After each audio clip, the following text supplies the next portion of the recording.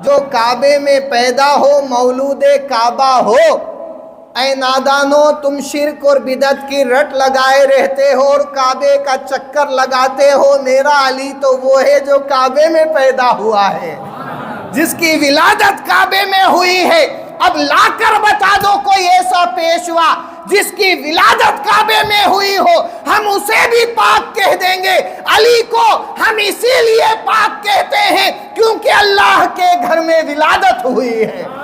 اور اتنا ہی نہیں، ٹھیک ہے ولادت ہو گئی، اب سوال اگر پیدا ہوئے تو زندگی کیسی گزری، آخر کیسا ہوا؟ ٹھیک ہے اینڈ بھی دیکھ لو، کعبے میں ولادت ہوئی ہے اور علی کی وہ شان ہے کہ مسجد میں شہادت ہوئی ہے، کعبے میں پیدا ہوئے یعنی پاکیزہ گھر میں پاکیزہ بندہ پاکیزہ وقت میں تشریف لایا، اور پاکیزہ گھر سے پاکیزہ رب کی طرف وہ پاک گھر سے اللہ کا پاک بندہ تشریف لے گیا۔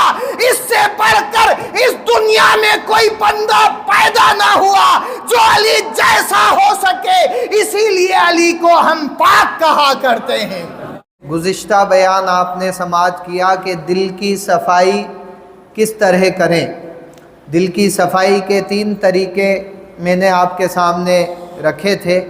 پہلا طریقہ تو یہ تھا کہ بندہ خود صفائی کرے دل کی، اور اگر خود نہ کرے تو پھر کیا ہو کہ اللہ تعالیٰ کرے۔ دوسرا طریقہ ہے کہ اللہ تعالیٰ اپنے بندے کے دل کی صفائی کرے، اور آج انشاءاللہ تعالیٰ اسی پر گفتگو آپ حضرات سماعت کریں گے کہ جب اللہ تعالیٰ اپنے بندے کی دل کی صفائی کرے تو وہ کس طرح فرماتا ہے، اور کیا واقعی میں اللہ تعالیٰ بھی بندے کو پاک کرنا چاہتا ہے؟ بندہ تو چاہتا ہے کہ پاک ہو جائے، کیونکہ جو بیان آیت نمبر 41 کا آپ سماعت کر رہے ہیں وہ آیت کا درمیانی حصہ ہے۔ اولئک الذین لم یرد اللہ ان یطہر قلوبہم، وہ ہیں کہ اللہ نے ان کا دل پاک کرنا نہ چاہا، اللہ نے ان کے دل کی پاکیزگی نہ چاہی۔ اس کی 10 وجوہات اسی آیت میں آپ سماعت کر چکے ہیں، 10 وجہ کہ اللہ نے ان کا دل پاک کرنا کیوں نہ چاہا۔ اس میں سب سے بڑی وجہ تھی نفاق اور کفر، کیونکہ وہ نفاق میں ڈوبے ہوئے تھے، ان کا ظاہر کچھ اور تھا، باطن کچھ اور تھا، سامنے پریزنٹ کچھ اور تھا، اور جو ایبسینٹ ان کے دل میں تھا وہ کچھ اور تھا، یعنی حاضری کچھ اور تھی، غائب کچھ اور تھا، چہرہ کچھ اور تھا، دل کچھ اور تھا۔ چہرے سے مسلمان تھے لیکن حقیقت میں وہ مسلمان نہیں تھے، اس لیے اللہ تعالیٰ نے ان کا دل پاک کرنا نہ چاہا۔ کلیئر بات یہ ہو گئی۔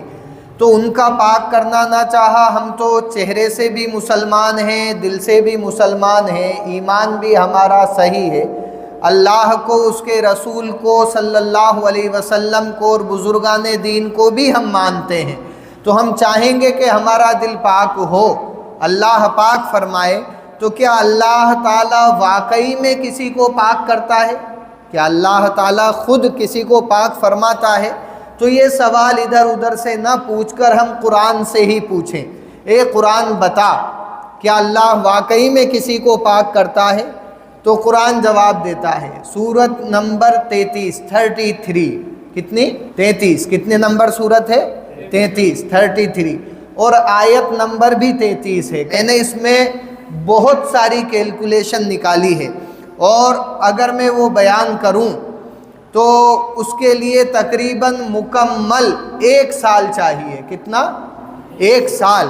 پاکیزگی کا جو اللہ تعالیٰ نے ذکر فرمایا اس آیت میں، یوں سمجھ لیں کہ اگر اسی پر گفتگو ہو تو انسان پورے سال اسی میں ڈوبا رہے کہ اللہ کا کلام اتنا پاک اور صاف ستھرا ہے کہ جو اس کو پڑھ لیتا ہے، اس میں ڈوب جاتا ہے، اللہ تعالیٰ اس کے قلب کو بھی پاک کر دیتا ہے اور ذہن کو بھی پاک فرما دیتا ہے۔ لہٰذا یہ آیت نمبر 33، سورت نمبر بھی 33 ہے، سورہ الاحزاب کی آیت ہے، اور پارہ نمبر 22۔ ان لوگوں کا جواب جو کہتے ہیں کہ نہیں اللہ کیوں پاک کرے گا، اللہ کس کو پاک کرے گا، اللہ کیسے پاک کرے گا، تو یہ آیت اس آیت میں آتا ہے انما یرید اللہ لیذہب عنکم الرجس اہل البیت ویطہرکم تطہیرا، اسے آیت تطہیر بھی کہا جاتا ہے۔ اللہ تو یہی چاہتا ہے، انما یرید اللہ، یرید اللہ، یرید ارادت سے ہے، ارادہ فرمانا، اللہ ارادہ فرماتا ہے یعنی یہی چاہتا ہے۔ اور اللہ جس چیز کا ارادہ کر لیتا ہے بس وہ ارادہ کر لے، وہ چیز اپنے آپ پائے تکمیل تک پہنچ جایا کرتی ہے، اس کے لیے اسے مشقت کرنے کی ضرورت نہیں۔ وہ فرماتا ہے کن ہو جا، بس اس کا کہنا ہوتا ہے کہ وہ ہو جایا کرتا ہے۔ لہٰذا اللہ نے فرمایا انما یرید اللہ، یرید اللہ، اللہ ارادہ فرماتا ہے، انما یرید اللہ لیذہب عنکم الرجس اہل البیت، اے نبی کے گھر والوں، اہل البیت، اللہ کیا ارادہ فرماتا ہے؟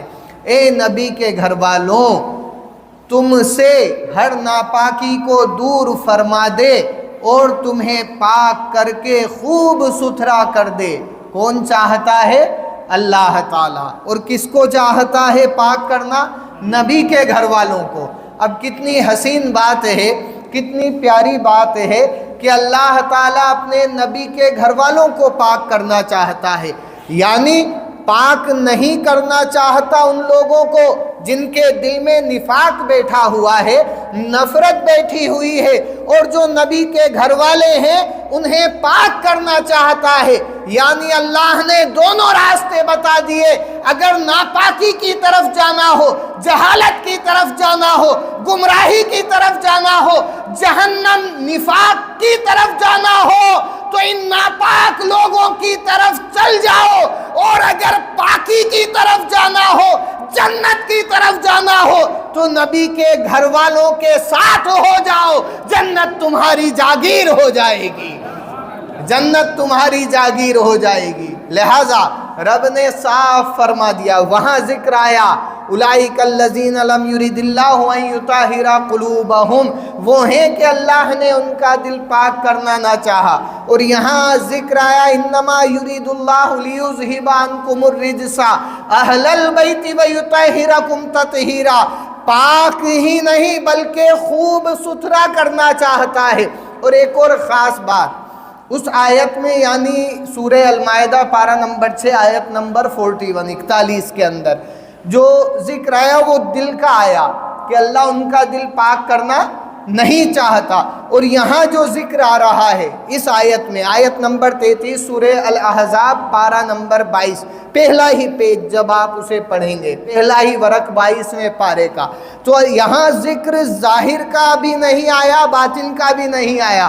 اللہ نے فرمایا خوب ستھرا کر دے گا، یہی وہ چاہتا ہے کہ خوب ستھرا کر دے، پاک کر دے، پاکیزہ کر دے، طہارت والا کر دے، اتنا پاک کر دے کہ جس میں ناپاکی کا خیال اور تصور بھی نہ رہے۔ یہاں اللہ نے دل کی قید نہ لگائی، یعنی پروردگار عالم ان لوگوں کا جو نبی کے گھر والے ہیں ان کا ظاہر بھی پاک کرنا چاہتا ہے اور ان کا باطن بھی پاک کرنا چاہتا ہے۔ سبحان اللہ، سبحان اللہ۔ اب یہ نبی کے گھر والے اہل البیت، یہاں قرآن کا لفظ ہے، یہ میری گھر کی ڈکشنری کا نہیں ہے، قرآن کا۔ کس جگہ کا؟ قرآن کا لفظ اہل البیت، نبی کے گھر والے۔ اب جب حدیثوں میں اس کا ذکر ہم دیکھتے ہیں تو نبی کے گھر والوں سے مراد لیا جاتا ہے حضرت مولا علی کرم اللہ وجہہ الکریم اور حضرت بی بی فاطمہ الزہرا رضی اللہ تعالی عنہ، حضرت مولا حسن رضی اللہ تعالی عنہ اور حضرت مولا حسین رضی اللہ تعالی عنہ، یہ چار، اور ان سب کے امام، سارے نبیوں کے امام ہمارے نبی پاک صلی اللہ علیہ وسلم، یہ پانچ پنجتن، انہی کو پنجتن پاک کہا جاتا ہے۔ کہیے سبحان اللہ۔ آج بہت بڑا مسئلہ آپ کا انشاءاللہ تعالی میں حل کروں گا، بہت بڑا مسئلہ جس میں امت گمراہی میں پھر رہی ہے۔ پنجتن پاک ہم کہہ دیتے ہیں، جو عاشق حسین ہیں، عاشق مولا علی ہیں، عاشق حسن ہیں، عاشق فاطمہ تو زہرا ہیں، وہ کہہ دیتے ہیں پنجتن پاک، جو نبی کے عاشق ہیں وہ پنجتن پاک کہہ دیتے ہیں۔ سوال سب سے بڑا یہ آتا ہے کہ اللہ کو پاک کہا جاتا ہے، کیا کہا جاتا ہے؟ پاک کہا جاتا ہے۔ کس کو؟ اللہ پاک ہے، سیدھی سی بات ہے، نو ڈاؤٹ اللہ پاک ہے، سیدھی بات۔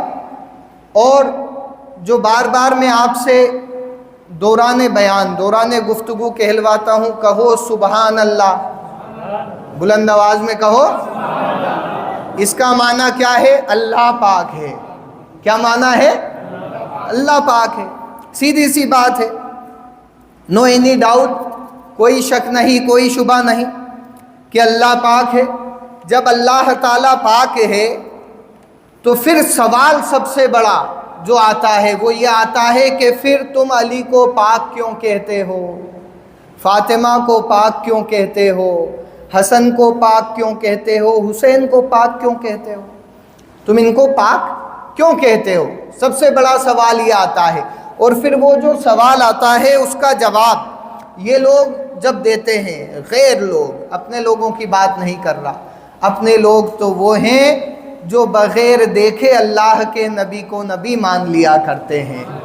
وہ غیر لوگوں کی بات ہے جو ہر بات میں دلیل چاہتے ہیں، ہر بات میں ثبوت چاہتے ہیں۔ جیسے کورٹ انہوں نے ہی لگا رکھا ہے، ساری کورٹ بیکار ہے، ان کی ہی کورٹ چلے گی، لہٰذا یہ لوگ اعتراض کرتے ہیں اور سوال پیدا کرتے ہیں کہ تم کہتے ہو فاطمہ پاک، علی پاک، حسین پاک، حسن پاک، رسول پاک، اتنا کہتے ہو، اور پھر آگے بڑھ کر کہتے ہو غوث پاک، پھر اور کہتے ہو نظام الدین اولیاء پاک، پھر کہتے ہو معین الاولیاء ہند الولی غریب نواز پاک۔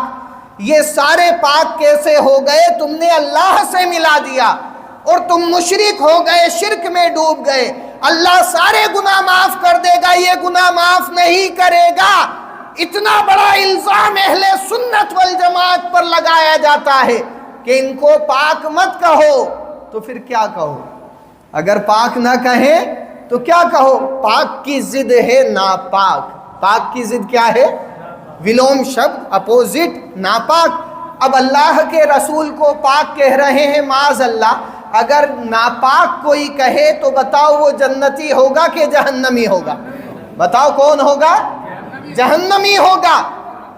اب ان کا ماننا اگر کوئی مان لے کہ ہاں پاک نہ کہو تو پھر وہ شخص جو ناپاک کہے جہنمی ہو گیا، یعنی ان کے قول کی پیروی سے جنت دور ہو جاتی ہے اور جہنم قریب ہو جاتی ہے۔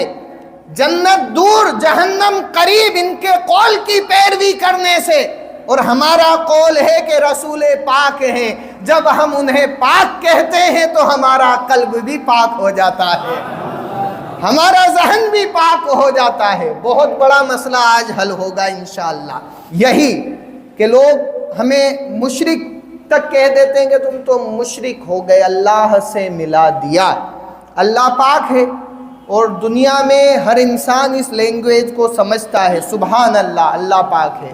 ہم ہی نہیں سمجھتے، سارے لوگ دنیا کے سمجھتے ہیں۔ اب پہلی بات تو ہم یہ سمجھ لیں کہ جن کو ہم پاک کہتے ہیں، سب سے پہلے تو رسول اکرم صلی اللہ علیہ وسلم، رسول پاک، نبی پاک، آپ کے نام کے آگے یہ لفظ لگایا جاتا ہے، تو یہ تو ایسے پاک ہیں کہ جو ان سے مل جائے وہ بھی پاک ہو جاتا ہے۔ یہ تو ایسے پاک ہیں، ان کی تو پاکیزگی میں کوئی شک نہیں۔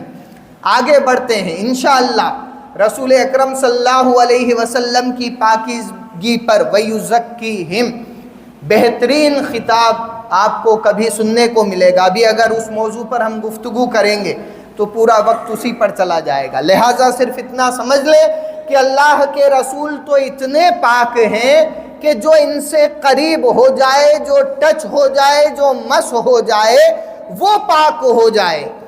اب آپ کے بعد نمبر آتا ہے حضرت مولا علی کرم اللہ وجہہ الکریم کا۔ آپ پاک ہیں، مولا علی پاک ہیں۔ کتنے پاک ہیں؟ اتنے پاک ہیں کہ حضرت آدم سے لے کر روز حشر تک کوئی بندہ ایسا پیدا نہیں ہوگا، نہ ہوا ہے، جو کہ کعبے کے اندر پیدا ہو، جو کعبے میں پیدا ہو اس سے زیادہ پاک کون ہوگا؟ کہیے سبحان اللہ۔ جو کعبے میں پیدا ہو، مولود کعبہ ہو۔ اے نادانو، تم شرک اور بدعت کی رٹ لگائے رہتے ہو اور کعبے کا چکر لگاتے ہو، میرا علی تو وہ ہے جو کعبے میں پیدا ہوا ہے، جس کی ولادت کعبے میں ہوئی ہے۔ اب لا کر بتا دو کوئی ایسا پیشوا جس کی ولادت کعبے میں ہوئی ہو، ہم اسے بھی پاک کہہ دیں گے۔ علی کو ہم اسی لیے پاک کہتے ہیں کیونکہ اللہ کے گھر میں ولادت ہوئی ہے، اور اتنا ہی نہیں، ٹھیک ہے ولادت ہو گئی، اب سوال کہ اگر پیدا ہوئے تو زندگی کیسی گزری، آخر کیسا ہوا، ٹھیک ہے اینڈ بھی دیکھ لو، کعبے میں ولادت ہوئی ہے، اور علی کی وہ شان ہے کہ مسجد میں شہادت ہوئی ہے، کعبے میں پیدا ہوئے، یعنی پاکیزہ گھر میں پاکیزہ بندہ پاکیزہ وقت میں تشریف لایا، اور پاکیزہ گھر سے پاکیزہ رب کی طرف وہ پاک گھر سے اللہ کا پاک بندہ تشریف لے گیا۔ اس سے بڑھ کر اس دنیا میں کوئی بندہ پیدا نہ ہوا جو علی جیسا ہو سکے، اسی لیے علی کو ہم پاک کہا کرتے ہیں۔ علی کو کیا کہتے ہیں؟ پاک کہتے ہیں، کیونکہ کعبے میں آئے اور مسجد سے گئے، کعبے میں آئے اور مسجد سے گئے، مسجد میں شہادت ہوئی ہے آپ کی، اور کعبے میں پیدا ہوئے، خدا کے گھر میں آئے اور خدا کے گھر سے ہی گئے، اس سے زیادہ پاکیزہ کون ہوگا؟ بہت گہرائی میں اگر جائیں گے تو علی کی شان کو سمجھنے کے لیے زندگیاں گزر گئی ہیں، آج تک کوئی علی کو نہ سمجھ سکا جس کو نبی نے خود فرما دیا ہو، انا مدینۃ العلم وعلی بابھا، میں علم کا شہر ہوں اور علی اس کے دروازہ ہیں، کون سمجھے گا علی کی شان کو؟ لہٰذا یہ دو پاک ہوئے۔ اب تیسرا نمبر آتا ہے حضرت فاطمہ الزہرا کا، یہ کیسی پاک ہیں؟ کیسی پاک ہیں؟ ایسی پاک ہیں حضرت فاطمہ الزہرا کہ ان کو زندگی میں، اپنی ہول لائف میں، لیڈیز جتنی بھی عورتیں خاتون دنیا میں آتی ہیں، ان کی زندگی میں ایک دستور ہوتا ہے ناپاکی کا، اور ہر عورت کو جو دنیا میں آئی ہو اس کو اس مرحلے سے گزرنا ہوتا ہے، اور اگر وہ مرحلہ نہ ہو تو انسان کی پیدائش بھی نہ ہو، پیدائش سے جڑا ہوا مرحلہ ہے، بچے کے پیدا ہونے سے جڑا ہوا مرحلہ ہے، کیونکہ وہی خون بچے کے شکم سے ناف کے ذریعے اس کے جسم میں دوڑایا جاتا ہے۔ دنیا میں پیدا ہونے سے پہلے اپنی خوراک ماں کے خون سے اپنے پیٹ کے ذریعے لیا کرتا ہے، لہٰذا عورت کے لیے ناپاک ہونا یہ اس کی زندگی کا ایک طریقہ ہے، لیکن اللہ تعالیٰ نے کہیے سبحان اللہ، کیا شان بنائی ہے حضرت فاطمہ الزہرا کی۔ جب مولا حسین کی ولادت ہوئی، آپ نے ظہر کی نماز پڑھی اور ولادت ہوئی مولا حسین کی، عصر کی نماز کا وقت آیا، آپ نے کنیز سے کہا اے میری کنیز مصلی بچھا دو، نماز ادا کرنی ہے۔ ظہر کے بعد ولادت ہوئی، نماز پڑھ لی ظہر کی، اب عصر میں پھر مصلی بچھوا دیا، مصلی بچھا دو، نماز پڑھنی ہے۔ کنیز کہتی ہے دنیا میں ایسی کون سی بندی ہوگی جو بچے کی ولادت کے بعد مصلی پر چڑھ جائے، رب کے حضور حاضر ہو جائے؟ حضرت فاطمہ جواب دیتی ہیں اے کنیز سن لے، وہ عورتیں کچھ اور ہیں اور یہ نبی کی لاڈلی کچھ اور ہے۔ اللہ نے اس فاطمہ کو پاک بنایا ہے، اس پر کبھی ناپاکی نہیں آ سکتی۔ ایسی فاطمہ جو بچے کی ولادت کے بعد بھی پاک ہو، اس سے زیادہ دنیا میں کون پاک ہوگا؟ کون پاک ہوگا؟ کوئی نہیں ہو سکتا۔ آپ کی زندگی میں، حضرت فاطمہ الزہرا کی زندگی میں، پوری لائف میں ایک لمحہ بھی ایسا نہ آیا جب آپ ناپاکی کے اندر ملوث ہوئی ہوں۔ اسی لیے ہم فاطمہ کو پاک کہا کرتے ہیں، اور آپ کا لقب بطول اسی لیے ہے کیونکہ آپ پاک ہیں۔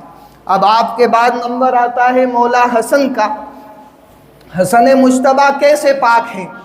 حسن مجتبیٰ کی شان دیکھو کہ دنیا ذرا ذرا سی چیز میں نام، شہرت، عزت، ہر ایک چیز چاہتی ہے، لیکن مولا حسن رضی اللہ تعالیٰ عنہ نے اپنی جان دے دی، لیکن جان دے کر بھی شہرت نہ چاہی۔ یعنی آج تک کتابیں خاموش ہیں، تحریریں خاموش ہیں، روایتیں خاموش ہیں۔ مولا حسن کی شہادت ہوئی، لیکن کس نے آپ کو زہر دیا؟ کیسے زہر دیا؟ ایسی پاکیزہ شہادت جس کو ملتی ہے اسے حسن کہا جاتا ہے، اور جو حسن ہوتا ہے اسے پاک کہا جاتا ہے۔ سبحان اللہ، ایسی پاکیزہ شہادت۔ اب آگے آپ کے بعد مولا حسین، اتنے پاکیزہ مولا حسین کہ اگر آپ کی شان دیکھو تو کربلا میں آپ نے نونہالوں کو دے دیا، چاہنے والوں کو دے دیا، اعزاء اقارب کو دے دیا، شہادتیں دے دی، قربانیاں دے دی، سب کچھ دے دیا، لیکن جس بات کا وعدہ کیا کہ میں ہاتھ نہ دوں گا وہ ہاتھ نہ دیا۔ ایسی شہادت کہ ان کی پاکیزگی سے آج تک اسلام پاکیزہ ہے، آج تک اسلام زندہ ہے۔ اسی لیے حسن کو اور حسین کو پاک کہا جاتا ہے، مولا حسین کو اسی لیے پاک کہا جاتا ہے۔ غوث اعظم کا نام لو تو غوث پاک کہا جاتا ہے، کہیے سبحان اللہ۔ کیا کہا جاتا ہے؟ غوث پاک کہا جاتا ہے۔ اب زیادہ اگر اس کی تفصیل میں چلیں گے تو بہت تفصیل ہو جائے گی، لیکن جو آج مسئلہ میں آپ کا حل کرنا چاہتا ہوں کہ اللہ پاک ہے، کہیے اللہ، سب کہیں اللہ پاک ہے نا؟ اور رسول پاک، رسول پاک ہیں، کہیے رسول پاک ہیں، رسول پاک ہیں۔ حضرت علی پاک ہیں، حضرت فاطمہ پاک ہیں، حسین پاک ہیں، حسن پاک ہیں، غوث پاک ہیں، غریب نواز پاک ہیں، یہ سب پاک ہیں۔ اب جو سوال آتا ہے کہ تم تو ان کو اللہ سے ملا دیتے ہو، تم مشرک ہو گئے، اللہ سب گناہ معاف کرے گا، شرک معاف نہیں کرے گا، اللہ بھی پاک، تم کہتے ہو رسول اللہ بھی پاک، تو یہ تو مشرک ہو گئے تم، اب اللہ کیسے معاف کرے گا تمہارے کو؟ اللہ کیسے پاک ہے اور یہ کیسے پاک ہے؟ یہ بڑی باریک سی بات ہے جسے سمجھنا نہایت ضروری ہے۔ اللہ پاک ہے اور یہ بھی پاک ہیں، یہ سب انسان ہیں۔ کون ہے؟ انسان۔ غوث پاک ہوں، قریب نواز ہوں، مولا حسن ہوں، مولا حسین ہوں، نبی پاک ہوں، فاطمہ ہوں، مولا علی ہوں، یہ سب انسان ہیں۔ کون ہے؟ انسان۔ اور اللہ انسان نہیں ہے، اللہ معبود ہے، یہ بندے ہیں۔ اللہ معبود ہے اور یہ سب بندے ہیں۔ اللہ معبود ہے، یہ بندے ہیں۔ اب بندہ جو ہوتا ہے اس میں اور معبود میں یعنی اللہ میں، رب میں اور بندے میں کیا فرق ہوتا ہے؟ What is the difference between the human and جس کو گوڈ لوگ کہتے ہیں اللہ، ان میں بندے میں اور رب میں کیا ڈیفرنس ہے؟ ڈیفرنس یہ ہے کہ انسان نماز پڑھے، روزہ رکھے، حج کرے، زکوٰۃ کرے، کس کے لیے؟ اللہ کے لیے۔ کیا اللہ نماز پڑھتا ہے؟ بتائیے۔ روزہ رکھتا ہے؟ نہیں۔ حج کرتا ہے؟ نہیں۔ زکوٰۃ دیتا ہے؟ نہیں۔ اسے ضرورت نہیں، اسے کوئی ضرورت نہیں۔ بندوں کو ضرورت ہے، تو بندہ جب نماز پڑھے گا تو نماز کے لیے سب سے بڑی ضرورت ہے ظاہری پاکیزگی، یعنی غسل کرنا اور وضو کرنا، یہ پاکیزگی۔ اور گزشتہ بیان جو آپ نے پورا سنا دل کی صفائی پر، تو دل کی پاکیزگی نہایت ضروری ہے۔ بندے کو ضرورت ہے ظاہری پاکیزگی کی، کیونکہ نماز پڑھنا ہے۔ کیا اللہ کو ضرورت ہے ظاہری پاکیزگی کی کہ اسے نماز پڑھنی ہو؟ نہیں، اسے کوئی حاجت اور ضرورت نہیں۔ وہ پاک ہے اور بندہ بھی پاک ہونا چاہتا ہے۔ ڈیفرنس کیا ہے؟ ڈیفرنس یہ ہے کہ بندہ وضو کر کے پاک ہوتا ہے، غسل کر کے پاک ہوتا ہے، اللہ بھی پاک ہے۔ اللہ کیسے پاک ہے کہ بندہ بھی دیکھتا ہے، رب بھی دیکھتا ہے۔ بندے کو دیکھنے کے لیے آنکھوں کی ضرورت ہے، اللہ دیکھتا ہے لیکن بغیر آنکھوں کے دیکھا کرتا ہے۔ وہ اس طرح پاک ہے، یعنی پاکیزگی کا معنی اگر رب کی طرف لایا جائے گا تو معنی یہ ہوگا کہ وہ بے نیاز ہے، اسے ضرورت نہیں۔ وہ سنتا ہے لیکن کانوں کی ضرورت نہیں ہے، وہ کلام کا نزول کرتا ہے قرآن کا لیکن زبان کی ضرورت نہیں ہے، وہ عطا فرماتا ہے ساری کائنات کو لیکن دینے کے لیے ہاتھوں کی ضرورت نہیں ہے۔ اسی کو کہا جاتا ہے سبحان اللہ، یعنی اللہ پاک ہے ان تمام چیزوں سے کہ وہ دے گا لیکن ہاتھوں کی ضرورت نہ ہوگی، وہ کلام فرمائے گا لیکن زبان کی ضرورت نہ ہوگی، وہ دیکھے گا لیکن آنکھوں کی ضرورت نہ ہوگی، وہ سنے گا لیکن کانوں کی ضرورت نہ ہوگی۔ بندے کو ان سب چیزوں کی حاجت اور ضرورت ہوتی ہے، لہذا بندے کا پاک ہونا ظاہری ناپاکی سے پاک ہونا ہے، اور اللہ کا پاک ہونا ان اعضاء سے بے نیازی ہونا ہے، یعنی اسے ان چیزوں کی حاجت اور ضرورت نہیں ہے۔ معلوم ہو گیا کہ بندے کو پاک ہونے کی ضرورت پڑتی ہے، اسی لیے اللہ تعالیٰ نے اس آیت میں جس کا ذکر میں نے کیا سورہ الاحزاب، یہ 22ویں پارے کا پہلا ہی ورق ہے، اور اس کو جب ہم شروع سے پڑھیں گے پوری آیت اور اس کا ترجمہ بھی آپ سن لیں تاکہ لوگ یہ نہ کہیں کہ آدھی آیت پڑھ کے آدھی بات کر دی۔ وَقَرْنَا فِي بُيُوتِكُنَّ وَلَا تَبَرَّجْنَ تَبَرُّجَ الْجَاهِلِيَّةِ الْأُولَى وَأَقِمْنَا الصَّلَاةَ وَآتِينَا الزَّكَاةَ وَأَطِيعْنَا اللَّهَ وَرَسُولَهُ۔ یہ پہلا حصہ ہے اس آیت کا، آیت نمبر 33 سورت نمبر بھی 33 اللہ تعالیٰ فرماتا ہے اور اپنے گھروں میں ٹھہری رہو۔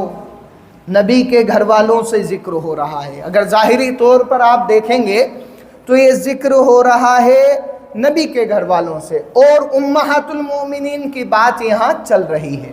اللہ فرماتا ہے اور اپنے گھروں میں ٹھہری رہو اور بے پردہ نہ رہو، بے پردہ نہ رہو۔ بے پردگی کا صاف انکار کیا گیا، یہ حکم تو ہر ایک عورت کے لیے ہے۔ اس آیت کا شان نزول اگر ایک طرف رکھیں تو ہر ایک مومن مومنات جو ہیں ان سبھی کے گھر میں جتنی خاتونیں ہیں سبھی کے لیے قرآن کا یہ حکم ہے۔ لوگ کہتے ہیں نا پردے کا حکم کہاں ہے، اس کا جواب اسی آیت میں ہے، آیت نمبر 33 اور سورت نمبر بھی 33، آسانی سے یاد رہے گا آپ کو۔ کوئی پوچھے پردے کا حکم کہاں ہے تو بتا دینا۔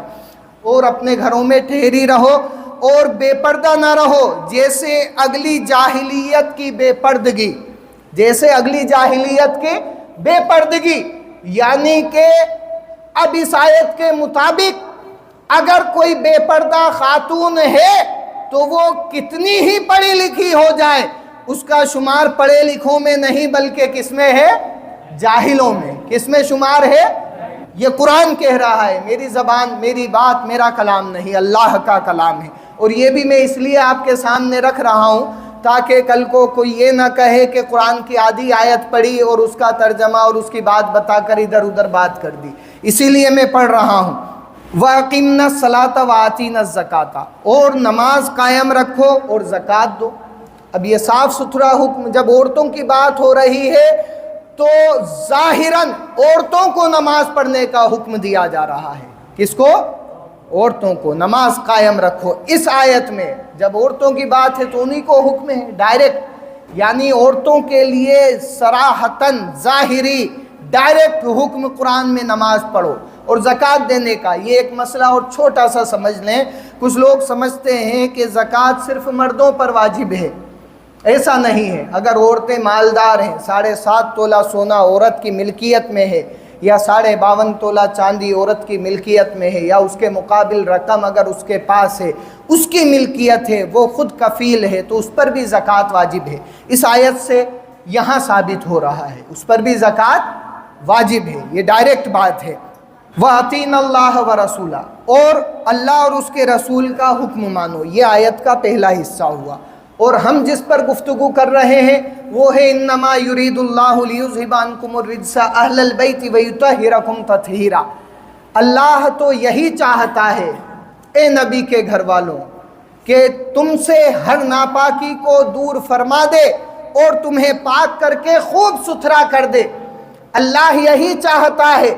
اب نبی کے گھر والوں کو پاک کرنا چاہتا ہے تو بے شک یہ سب تو پاک ہو گئے، ہم تو سیدھے سادھے مسلمان، ہم تو عام مسلمان کلمہ پڑھنے والے، نبی کی نسل کی بات ہو تو آل مصطفیٰ، نبی کی نسل کی بات ہو تو اولاد مصطفیٰ، آل نبی اولاد علی، ان کو تو رب نے خود پاک کرنا چاہا اور صاف کہہ دیا اے نبی کے گھر والوں اللہ تمہیں پاک کرنا چاہتا ہے، پھر ہمارا کیا ہوگا؟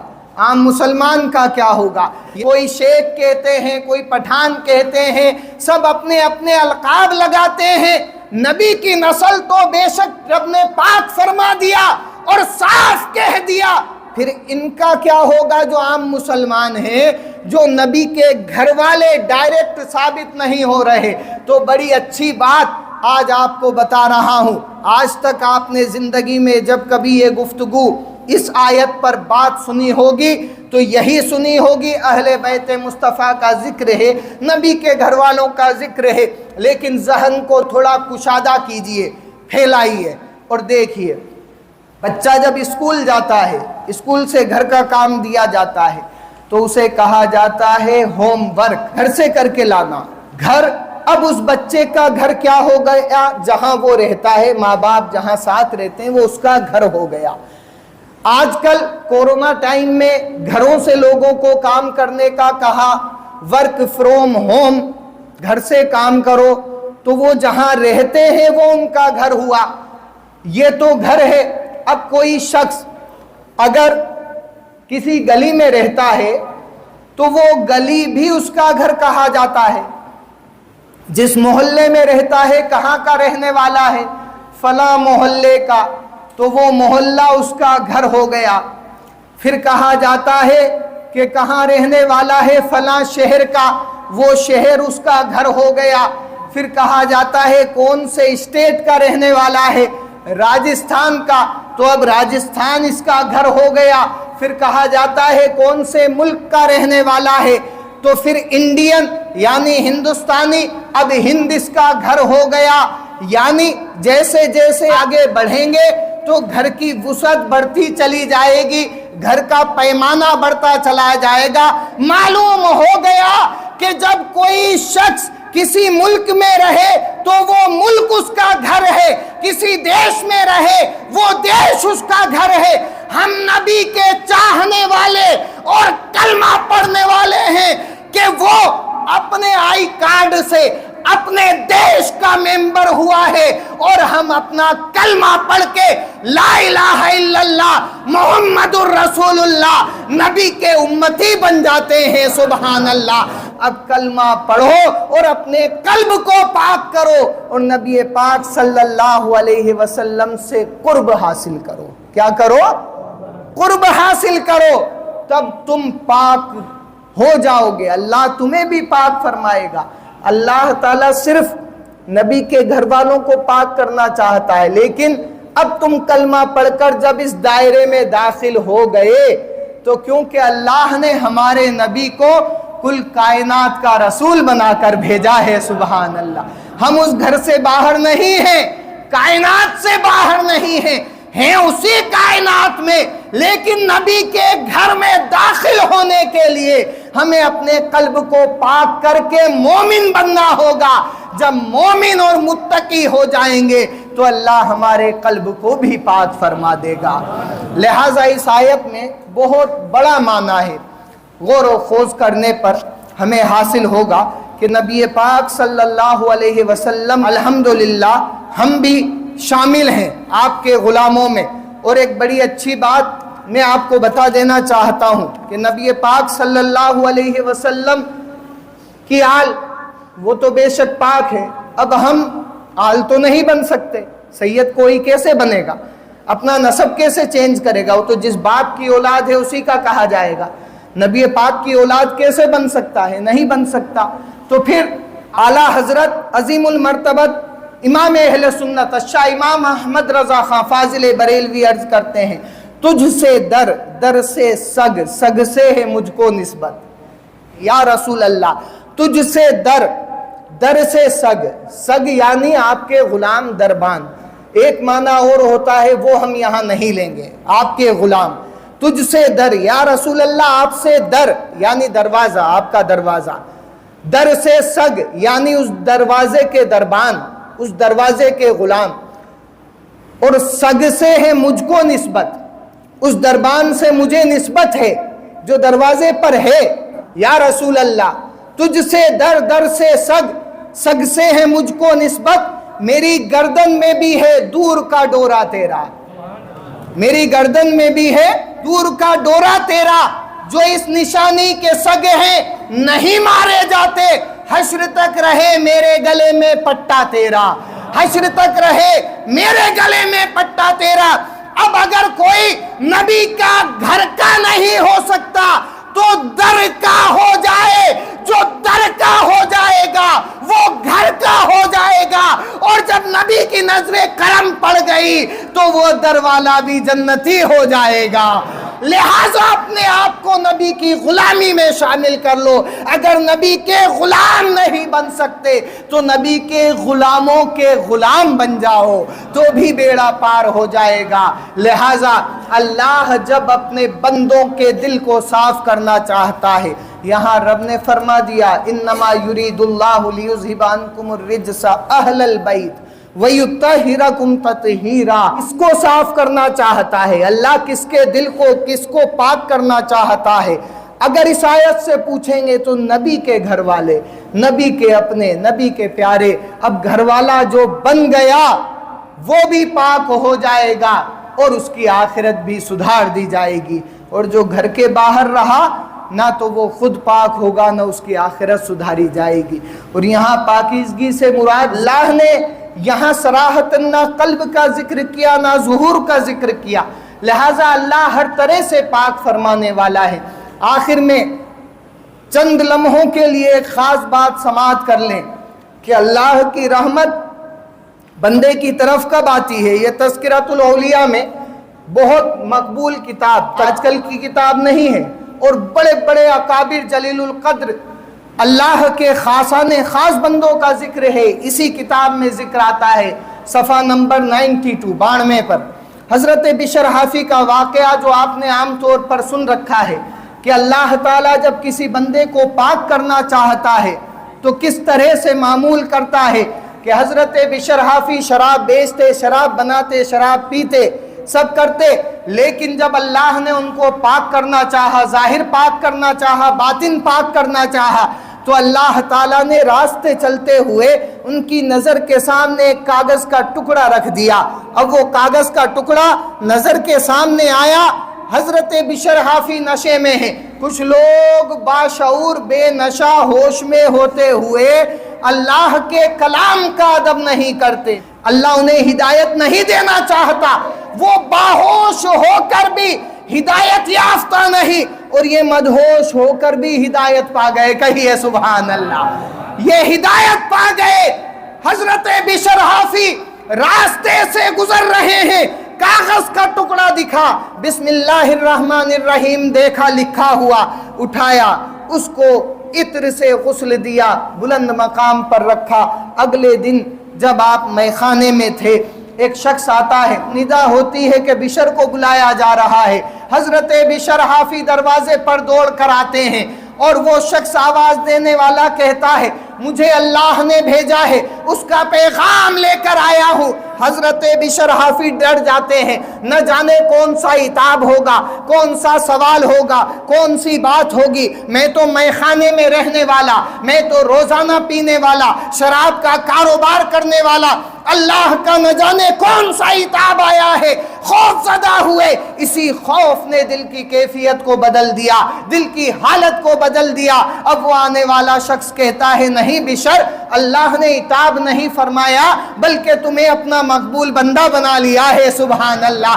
حضرت بشر کہتے ہیں آخر ایسا کیسے ہو گیا؟ جواب ملتا ہے اے بشر، تم نے کاغذ کے ٹکڑے پر بسم اللہ لکھا دیکھا، اسے بلند مقام پر رکھا، تو اللہ کی غیرت کو گوارا نہ ہوا کہ جو اس کے نام کو بلند کر دے اللہ اسے گندگی میں پڑا رہنے دے، زمین پر پڑا رہنے دے، ناپاکی پر پڑا رہنے دے۔ نہیں نہیں اے بشر، اس نے تمہارے قلب کو بھی پاک کر دیا، تمہارے ظاہر کو بھی پاک کر دیا اور تمہیں اپنا ولی بنا لیا ہے۔ سبحان اللہ سبحان اللہ۔ معلوم ہو گیا کہ اللہ جب ہدایت دینا چاہتا ہے تو بندے کی مدہوشی میں بھی اس کی آنکھیں کھول دیا کرتا ہے، اس کی مدہوشی میں بھی آنکھیں کھل جاتی ہیں، اور جب وہ اسے ہدایت نہیں دینا چاہتا تو بندہ ہوش والا ہو کر بھی آنکھیں بند کر لیتا ہے۔